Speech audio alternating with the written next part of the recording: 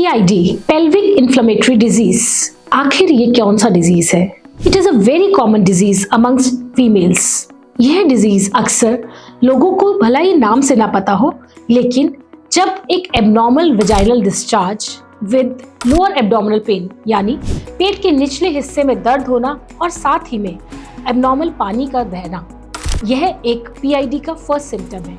अक्सर मरोड़ पड़ते हैं पेट में, फीवर के साथ में, या जब एक गायनेकोलॉजिस्ट एग्जामिन करता है तो पेशेंट को एग्जामिनेशन कराने में अक्सर काफ़ी तकलीफ होती है, तो इसे हम PID का रूप देते हैं। और यह दर्द जब हम ओरल मेडिकेशंस देते हैं तो भी कभी कभी नहीं जाता, तो पेशेंट को एडमिट करने की भी ज़रूरत पड़ जाती है।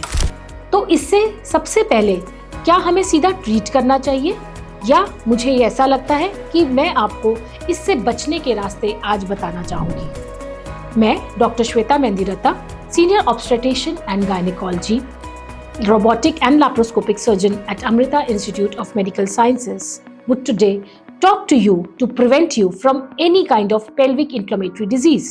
How to prevent yourself is by maintaining a good menstrual hygiene, by maintaining a good vaginal hygiene, by maintaining a good sexual hygiene, and by maintaining a good urinary tract hygiene. ये hygienes को अगर हम अच्छे से maintain करें, अपने आप को या जेनाइटल्स को बिल्कुल अच्छे से क्लीन रखें। अनदर थिंग इज कि बार बार जो टॉयलेट पेपर्स हैं उनका इस्तेमाल ना करें, क्योंकि जो इंडियन टॉयलेट पेपर्स हैं they make you more prone for infections as we do not have a clean surroundings. Again, जब हम बाहर के वॉशरूम्स यूज करते हैं तो हम भूल जाते हैं कि we are more prone for infection being females.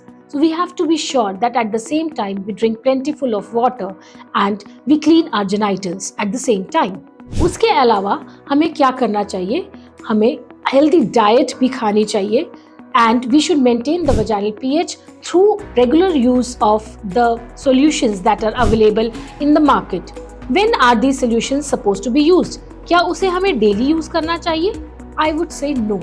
जो मेडिकेटेड वॉशेस आते हैं उनका यूज़ स्पेशली तब करना चाहिए जब हमारी वजाइनल हेल्थ कॉम्प्रोमाइज्ड हो, जैसे कि जब हमारे को ये पता हो कि हमें बाहर का वॉशरूम यूज़ करना है, या उसके अलावा जस्ट पीरियड से पहले, पीरियड्स के दौरान, immediately after periods, and in fact 14th day of periods, because these are the more pro times as the vaginal pH changes at these times.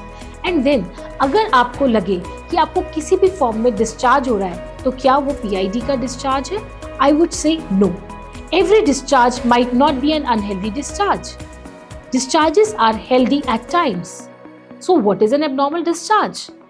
अगर एक फिंगर लेंथ से ज़्यादा डिस्चार्ज हो रहा हो, कि आपको पैंटीज चेंज करनी पड़ रही हो, अगर उस डिस्चार्ज में से बदबू आ रही हो, उसका कलर ऑल्टर्ड हो, और साथ में उसको साथ जब आपको वह हो रहा है तो इचिंग यानी कि खुजली हो रही हो जेनाइटल्स में, then it makes you more prone for vaginal infections which could be ascending and could lead you to PIDs. Whenever you feel such symptoms, please visit your nearby doctor immediately. Again, अगर आपको ये discharges, pain abdomen, fever के साथ में आ रहे हो, तो please visit your gynecologist. The treatment for these PIDs is usually antibiotic treatment. And it should be taken in time, because at times this can lead you to infertility, यानी बच्चा conceive करने में भी इसके चलते अगर ये क्रोनिक लूप ले लेता है तो काफ़ी दिक्कत हो सकती है, आपकी ट्यूब्स में भी पानी जा सकता है. And at the same time if there is PID, it could lead to infection in the womb. So please take care and meet your gynecologist as soon as possible if you face such issues. Thank you.